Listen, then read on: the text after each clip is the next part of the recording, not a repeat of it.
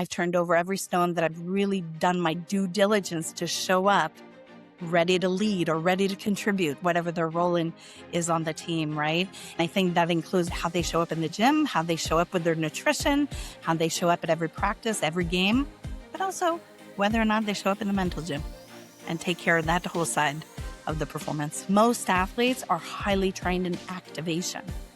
They don't necessarily know how to relax, whether that's to optimize mental recovery, whether that's to optimize sleep, especially when they're traveling, time change, yada, yada, or whether that's just to know and give themselves permission to honor physical and mental recovery. The higher we want to push the envelope on performance, we better get really, really good at that recovery, but also self-regulation. At the end of the day, especially in a lot of different pro sport environment, what you're talking about, in my experience in the last 2 decades of doing this work, I think talent might get you in the door, as the expression goes, but it doesn't get you to stay in the room or on the field, right? Somewhere in there, you have to learn how to be a pro or how to be elite. And that work ethic at some point is not exceptional. It's the bare minimum, that work ethic.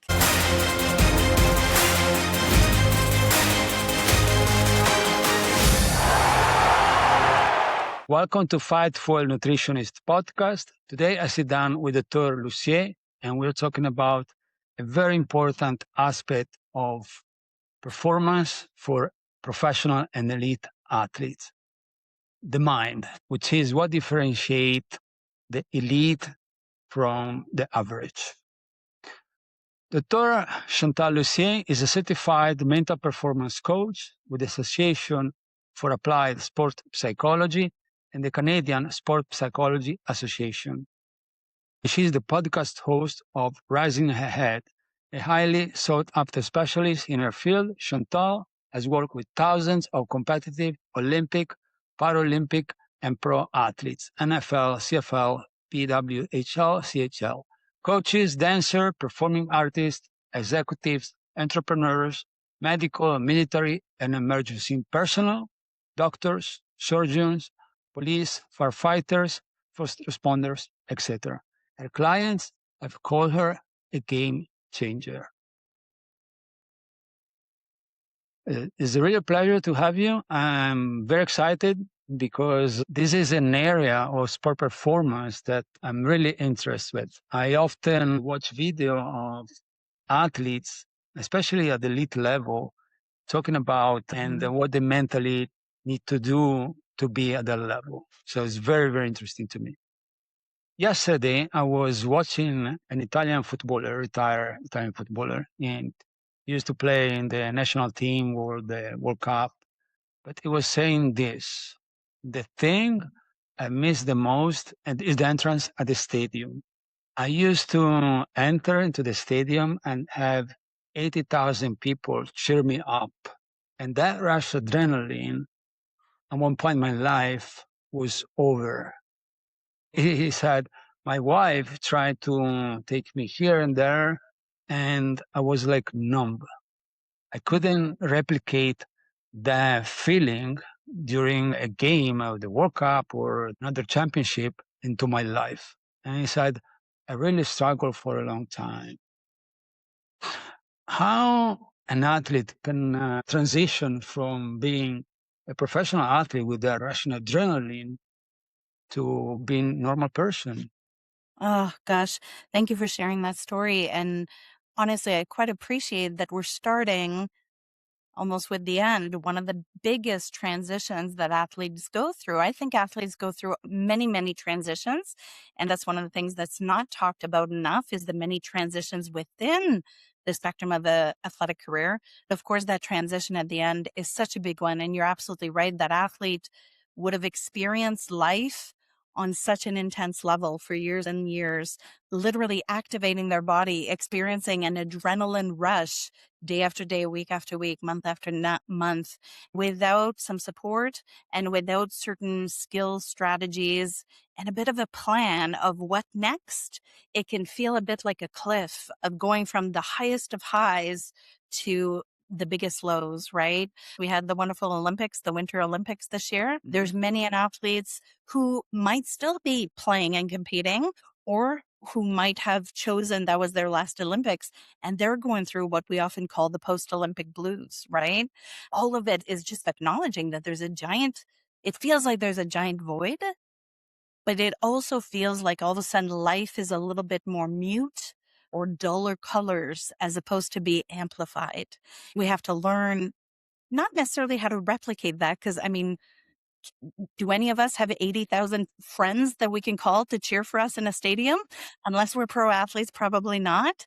But to start to get curious about what else can engage us to a level where we might feel a similar fulfillment and maybe even a similar experience of flow and flow states, right? Because that is possible beyond sport too. It's a tough one, and many athletes struggle with that transition. Is something that in my private practice, I work a lot with athletes and professionals of different careers who are experiencing either a pivot or a big career change. I take them into my clientele. We start to work on supporting them through that transition, but also starting to identify who are they now, and who do they want to keep becoming, and start to devise what's the plan for them beyond sport. Ideally, we start that long before they hang up their cleats or their skates or whatever sport they did. Many athletes are so focused while they're doing their athletic career that they may not have thought about the transition while they were in it. It's a big one. Well, you basically say they have to find a new purpose.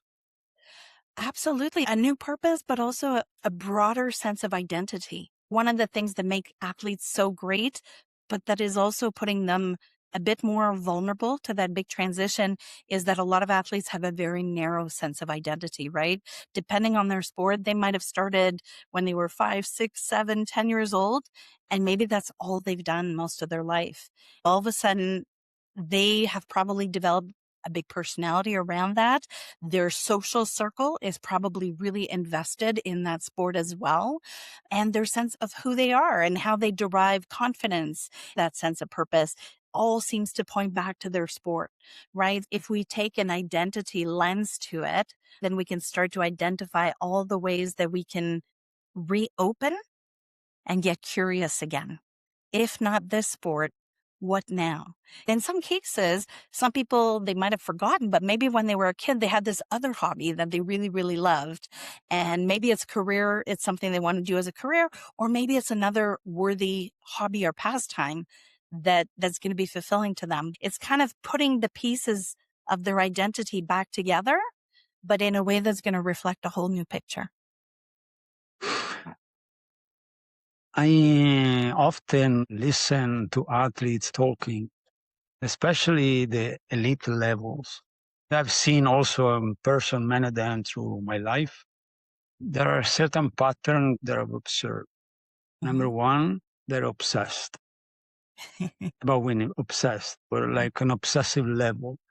You listen talking Michael Phelps for 7 years straight. He didn't have a day off.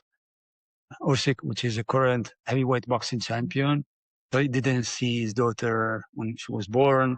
No birthday, always in the gym. And Cristiano Ronaldo, same thing. All these very high achiever, they are obsessed with what they do.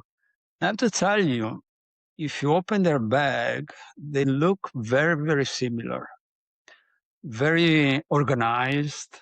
Certain things go on one side of the bag, and very structured, very, very organized. The obsession they have in their sport, it is reflected in their life as well.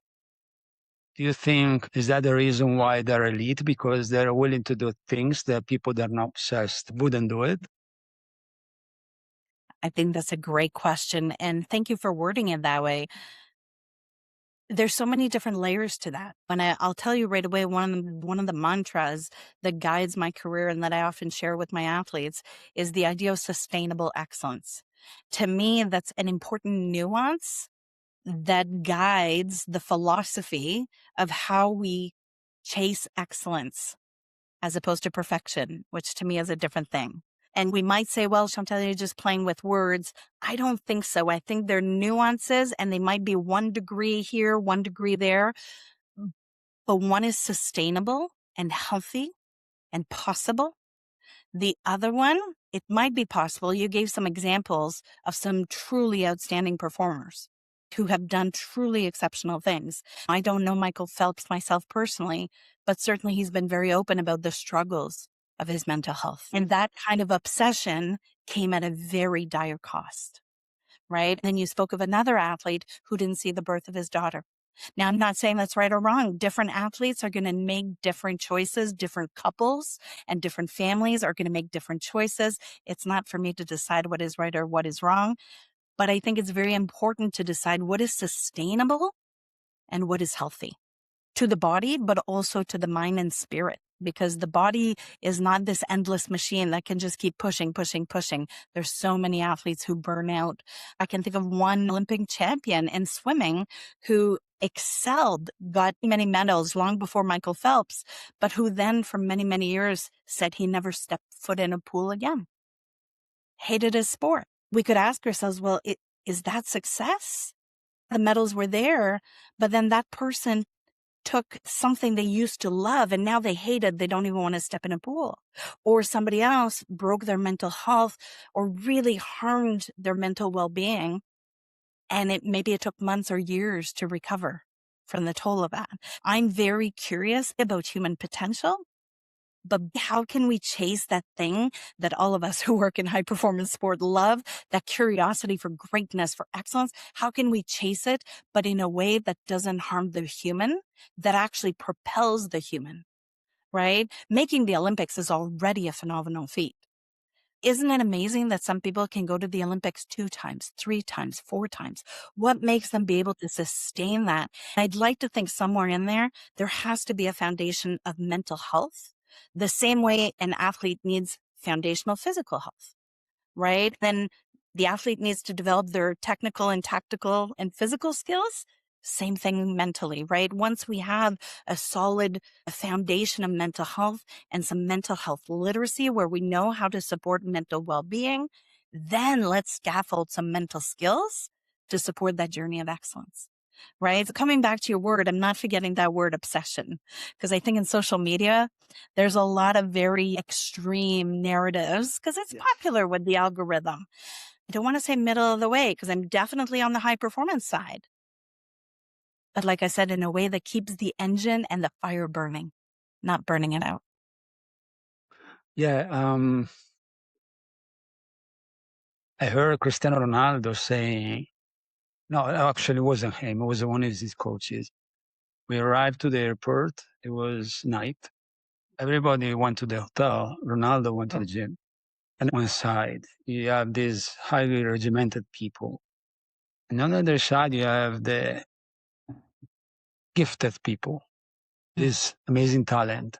In football, we have Messi, Maradona, Ronaldo Nazario, people that have to do zero efforts. Maybe zero. No, world class, zero. Or at least so it seems like from the outside. You heard the people talking about them, oh, but that guy's unstoppable. And then you listen to the coaches, oh, they wouldn't do anything. Not going to the gym, they will not listen.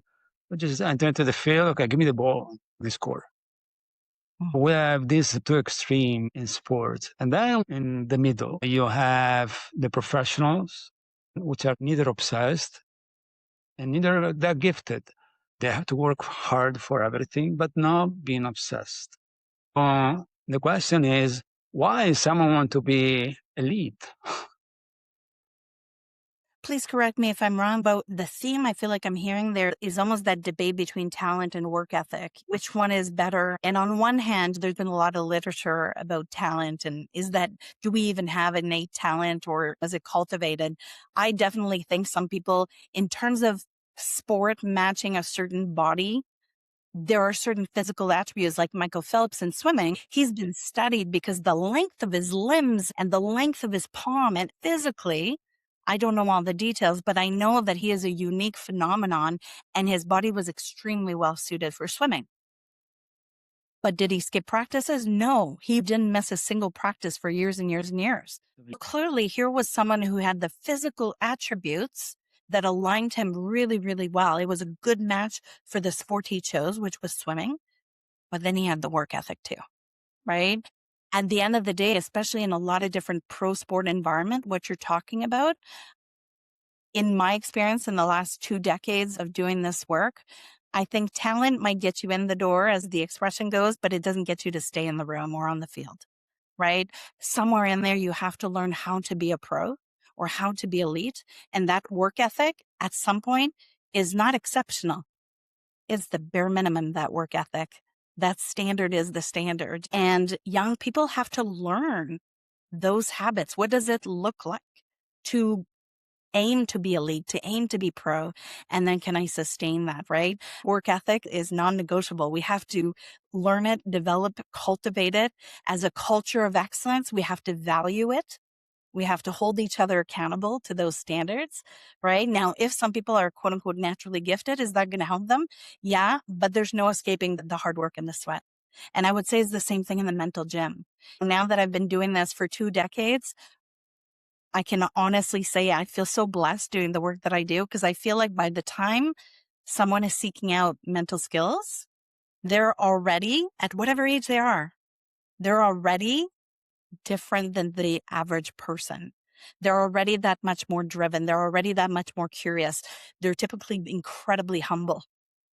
They realize they have a gap and they want to go learn, right? But even on pro teams, how many people work on their mental skills?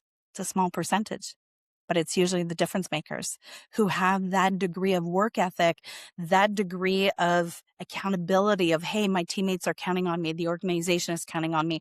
I want to make sure I've turned over every stone, that I've really done my due diligence to show up ready to lead or ready to contribute, whatever their role is on the team, right? And I think that includes how they show up in the gym, how they show up with their nutrition, how they show up at every practice, every game, but also whether or not they show up in the mental gym and take care of that whole side of the performance. Which tool an athlete to be professional have to develop mentally, because there is pressure coming from multiple directions. And I don't think it's very easy to hold up when you compete in that environment and expectations, and not only to reach the expectation, but to maintain it over time. What does it take mentally to do that? Absolutely. That's such a great question. And thank you for asking it. I'm willing to take the risk, but I might sound very counter narrative to what we often hear. I feel like there's words like resilience that are very important, of course. But in the last decade, it's thrown around so much. Sometimes people don't even know what that means. Same thing with mental toughness. That's another word that's thrown around. Is it important? Of course. It's hard what these athletes are doing day in and day out. Then sometimes they get injured. They have to return from tough injuries. They have to manage pain. Sometimes they get cut. They have to have that undeniable self-confidence, even when the world is doubting them, to say, no, I'm going to get another opportunity. And they keep showing up in the gym so that when the phone rings for the next opportunity, they don't have to prepare for the opportunity. They're already ready, right? That takes so many different mental and emotional attributes. When it comes to the mental skills training part, though, there's actually a great diversity of things, and I think you might get a different answer depending on who you speak to. To me, I'd like to think I take a very holistic perspective. On one hand, there's a lot of different cognitive skills, right? These are the skills that if you were to pick up a sports psychology textbook, you would probably see a lot of the skills falling under that cognitive piece. So that might be things like goal setting, performance planning, that might be visualization. That might be self-talk, that dialogue we have with ourselves, right? That could also be reaction time. That could also be decision making.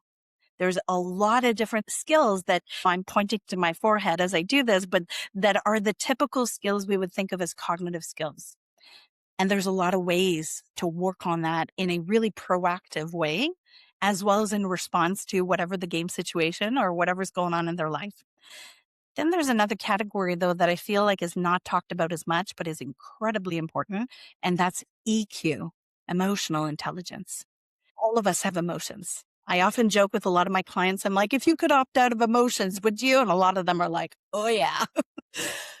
But I take my clients from feeling like their emotions are a weakness to recognizing that their emotions are actually a superpower. Emotions are literally part of that mind-body connection. They're part of how our nervous system operates. You talked about adrenaline before. That's a somatic physiological response, but there's an emotional connection to that, right? An athlete who loves to get hyped up, there's emotions that they thrive when they play well. Then, of course, there's emotions they experience after a tough play.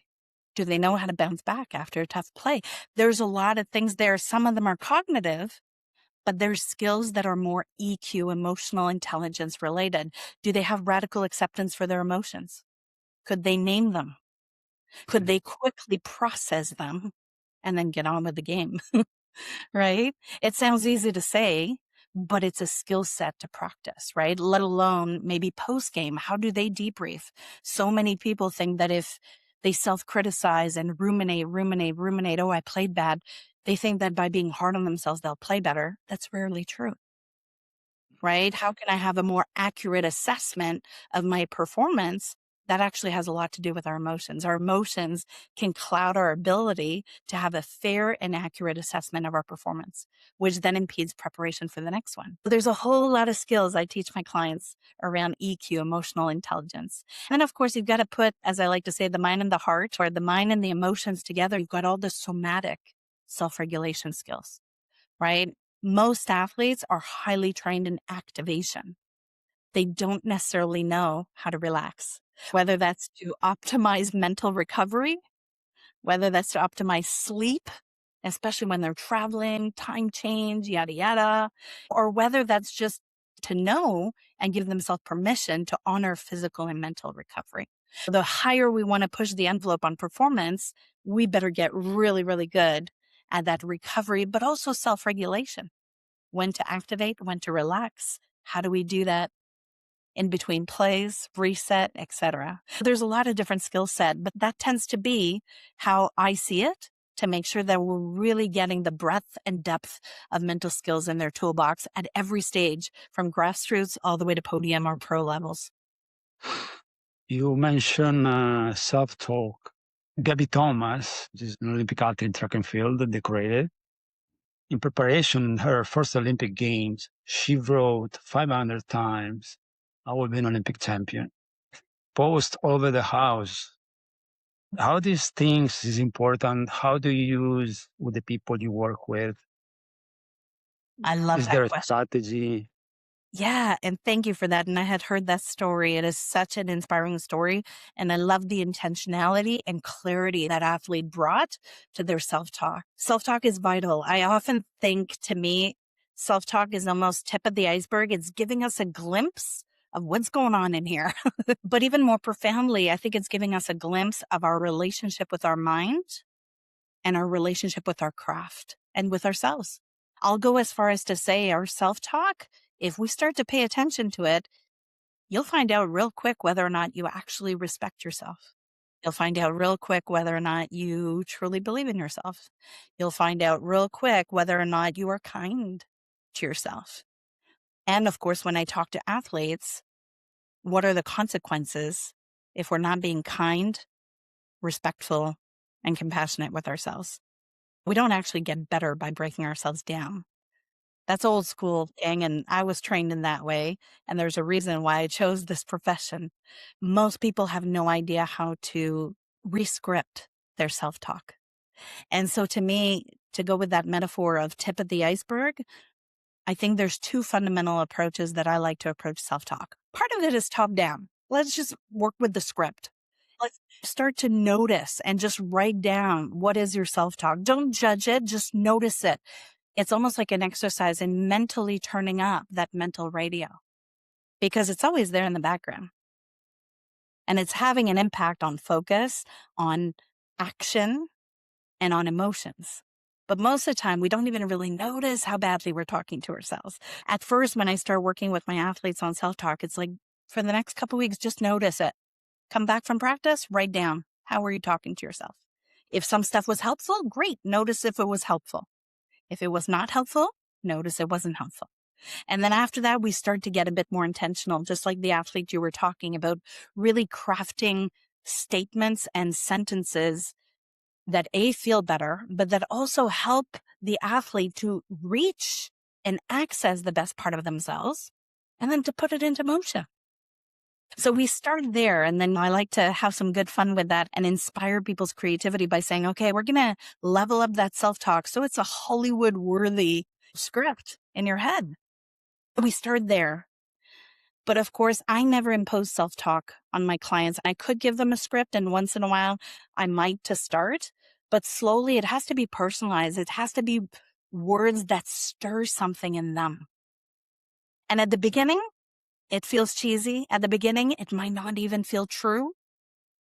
But then I tell them, it's like a new sweater you're trying on. Try it on for a while, right? And so what am I getting at here is that the self-talk tip of the iceberg actually reflects that much deeper identity we were talking about before. And that relationship with themselves and their self-worth and their self-respect. So some work has to be done deeper in the iceberg. They can actually start to respect themselves, genuinely, unconditionally love and respect themselves, regardless of performance outcome. Do we want to aim for that greatness? Of course we do. And I'm on board with them. But we actually have to start from that unconditional self-love and self-respect perspective to build and give ourselves a chance. That's how I tend to approach it. Top down, bottom up, and somewhere hopefully we address the whole iceberg of that self-talk. I see many athletes today, they work with mental performance coaches. For example, Alcaraz, at the beginning of his career, because I've seen a few documentaries about him, he was really struggling between being a kid and being an elite tennis player.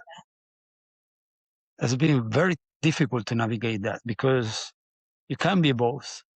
You're either one. Completely. Do you want to kind of hear my thoughts on that piece? It's an interesting thing. I think in sport, it's a beautiful thing, but it's also a challenge. So many sports expect a lot from very young people. My first career before becoming a mental performance coach was actually as a professionally trained ballet dancer. And in the ballet world, just like in a lot of sports, I'm thinking gymnastics, figure skating, but many different sports, people are expected to succeed at very young levels. I also work a lot in football and hockey, where people are hoping to get university, NCAA, and U Sports scholarships. They're still in high school, but they're trying to dictate the next 5 to 10 years of their life. Or maybe they're hoping to aim for that Olympic team and make the next Olympics. But they're still young people and teenagers. So I think all of us, whether it's parents, coaches, or specialists like yourself in nutrition and myself in mental skills training, I think we have to try to speak to both parts of themselves. That young person who maybe just wants to go to their friend's birthday party, but they have a competition and they want to be that great competitor, but they're also really sad to miss out on that party because both are valid. If we make space, certainly in the mental gym, I try to make space for both so that they can live. If they're choosing to go to that competition, yes, we're going to refocus. Our mind is where our feet are when we're at the competition. There's at least a little space for them to acknowledge being like, hey, I'm 14 and I really am sad to miss my best friend's birthday or whatever it might be. The more we actually can acknowledge those moments when they arise, the more we can empower them to make choices that are right for them. We see young people kind of self-selecting. Some people are really all in, but at the end of high school, they're like, that's good. I'm going to go on to something else. Who am I to judge that? But we have many other people, probably your clientele and mine, who want to go U Sport NCAA, who want to go team, Olympic teams, national team, who want to go pro. And they're going to have to make those tough choices we were talking about.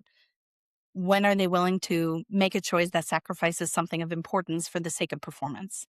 That requires, dare I say, maturity. And all of us, it's a skill we got to learn and it's a skill we got to practice. You must willing and enjoy the life.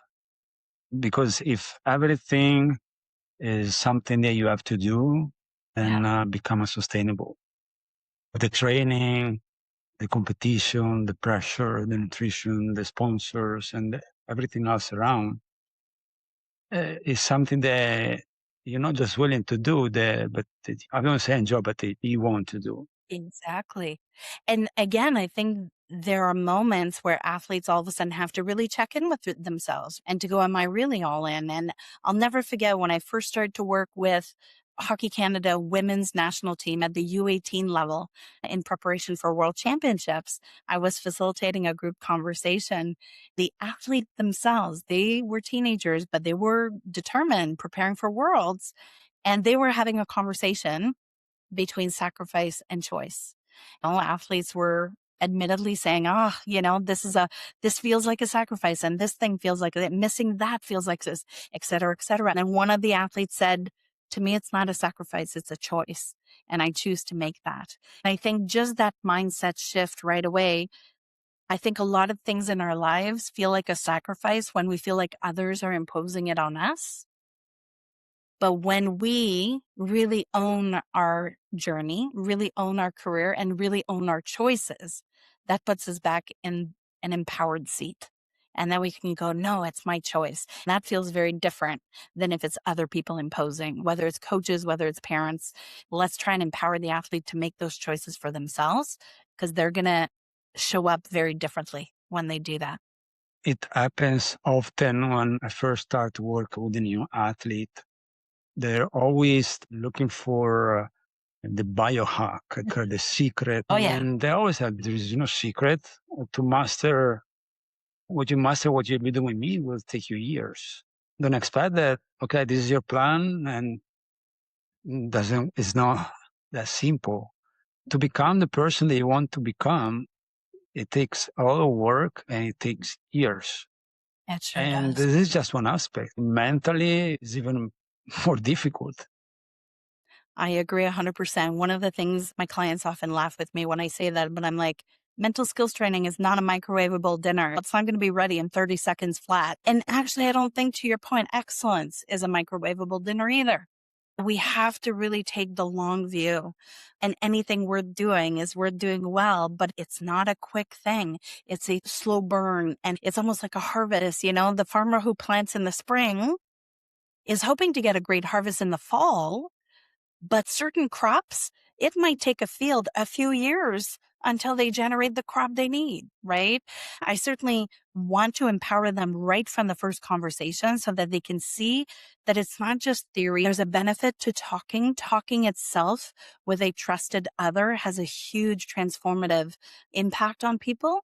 And I also wanted them to see there are a real skill set here that you can, I'm squeezing my hands here because you can put your hands on these skills and practice them in the same way you can get in the gym, pick up free weights and do something meaningful with them. But as I like to say to my athletes, and I often refer to my Zoom rooms, my virtual Zoom rooms, I call it the mental gym because I'm like, would you expect a miracle if you went to the gym once or twice? No, you're going to have to go to the gym repeatedly for days, weeks, months, and years to achieve the level of performance excellence that you're expecting out of yourself. So why not be willing to commit similarly in the mental gym? And I try to be no nonsense, really, really practical so that even early on, people get some momentum in the work because there are certain skills that it might take years to master, but it takes 2 minutes to teach it. I'll make sure to teach some of those skills early on so that they start to right away go, oh, there's something here. And hopefully they stay open-minded and curious so that at some point they've developed their technical skills, their physical skills, and their tactical skills. But a lot of times, like my hand here is lower because mental skills, they haven't systematically learned them. We have to play catch up a lot of times in the mental gym so that their mental game can finally catch up to their actual abilities. Before you mentioned when an athlete got hurt, recently Alcaraz and Djokovic, they're out, both of them. Djokovic has been in the game for a long time, Alcaraz younger. What do you do when you have an athlete that have to go through that and their dream in the moment the competition is taken away? It's huge. That's such a great question, and thank you for addressing it. Whether we like it or not, big and small injuries are a part of the athlete's journey. It happen young for some people, or it happens at the pro level. Especially at the pro level, people might even start to speculate, is this a career-ending injury? And there's all this potential noise in the media on top of what an athlete might be going through. To answer your question, the first thing is that I try to meet the athlete with where they're at. And I make no assumption that every athlete is going to go through that the same. I've had some athletes who, understandably so, might be devastated for weeks or months. And it's a lot about the support of what they're going through in that experience, which could also include a lot of pain. Pain is a special beast to experience, especially if someone has always had this incredible ability with their body and all of a sudden they can't move, they can't train, they might be away from their teammates, their friends, their coaches, and the sport that they love. And now they're experiencing a lot of pain. That's a lot, let alone, as you said, now there's a giant question mark perhaps on the future or when that return to sport is, right? So first and foremost is meeting them where they are at. I've had other athletes who maybe they get the x-ray and they start to have a clear understanding of what the timeline is. And maybe they're not thrown off. They're like, okay, it sucks. It's not what I wanted. But they're right away refocused. Great. Then at that point, I can go almost to phase 2, which would be, let's now be really clear about your goals in that healing journey and preparation for return to sport. Then we take all the mental skills that we've built, or we learn some new ones that apply to now in that environment. For example, visualization. A lot of times people say, yeah, I visualize, but they only visualize in a very narrow way.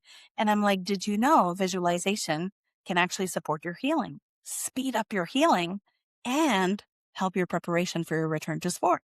We'll take certain skills that they may or may not know, and we apply them to that new context. We take all that drive, determination, discipline that athletes often have, and we channel it to help them have a successful healing, rehab, and return to sport. If and when, of course, at some point in there, they realize they won't be able to return to their sport, now the conversation is significantly different, right? Now we kind of come back to what we were talking about before, looking at life outside of sport. How do we prepare for that? The other piece that is not often mentioned is the social support part. Is there a way to keep an athlete still involved with their team?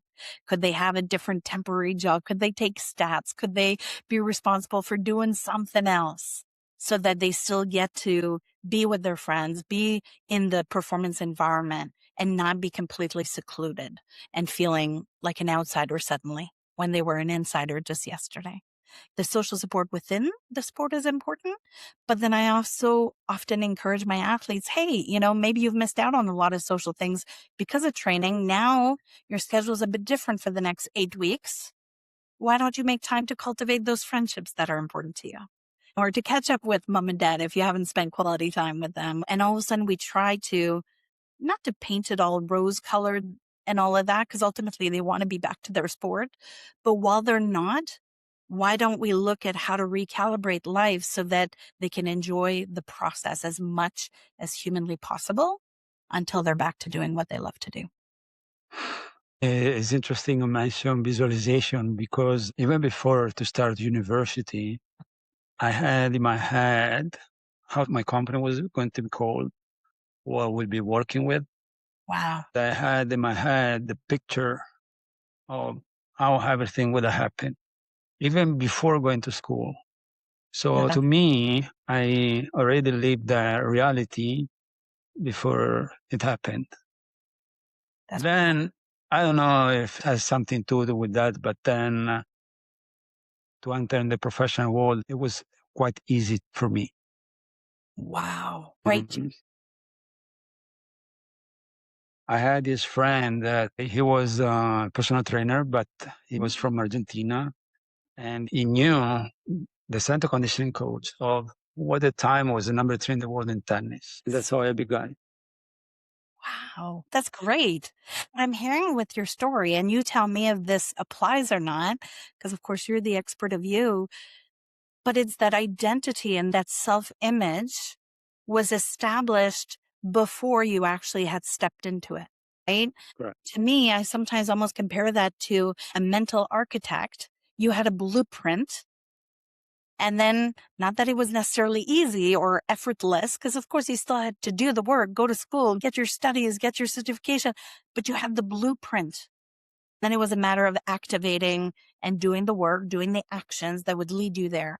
Once you were there, I imagine you probably just stepped into the version of you always knew was there. I has no doubt, zero. See, it's interesting that you bring that up actually, because I would say it's not an exact math here because I didn't study it quantitatively, but if I had to guess, I would say maybe 20% of my clients feel that way. The other 80%, and by the way, it's not a bad thing if you're part of that other 80%, it just means it might be reversed. Some people are able to look long term, even with the exercise of goal setting. It's interesting to see. Some people can see 2 years down the road. Some people can see 10 years down the road. But for some people, it's more, what's the next step? What's the next step? There's value to that. But then all of a sudden they might surprise themselves with a big, wonderful goal. And then they make the team and they're like, their identity is a little thrown off because they're like, well, now what? Because now they have their identity actually has to catch up to their success. I can tell you, for example, with the 3 letters I carry after my name with a PhD, like there's a lot of people who have PhDs, but who have imposter syndrome because it's almost like their success got there before their identity matched their credentials, right? I think there's some athletes where it is that way as well, right? Where they make it, they almost surprise themselves, and then identity has to catch up to, oh yeah, I can do it. It's funny you say imposter syndrome because one of my preceptors told me when I was in school, because I ended up getting 3 master's degree. He told me, you have to stop studying. You got to start Well, doing work. I saw that as I was preparing for our conversation. Obviously, respect for all, because I know what it's like to do a big academic journey. And clearly, you've been on a big one too. I was wondering if it was because of moving or just curiosity and wanting to have, or if it was more, I don't feel ready yet and I need more education. It's probably a combination of curiosity and the fact that I love being a student. If I will go back to school to Yeah. learn something, I just really enjoy it. If I go to do like taking the master, what I can learn new? Really Well, nothing. I appreciate that and so much respect for you because the words growth mindset, for example, in the mindset industry or even in sports, growth mindset is thrown around a lot. But I wonder how many people genuinely maintain that open mind and curiosity, right? I don't blame people, but I think sometimes people get to a certain level, whether it's as athlete or frankly, even as coaches or professionals around the sporting ecosystem.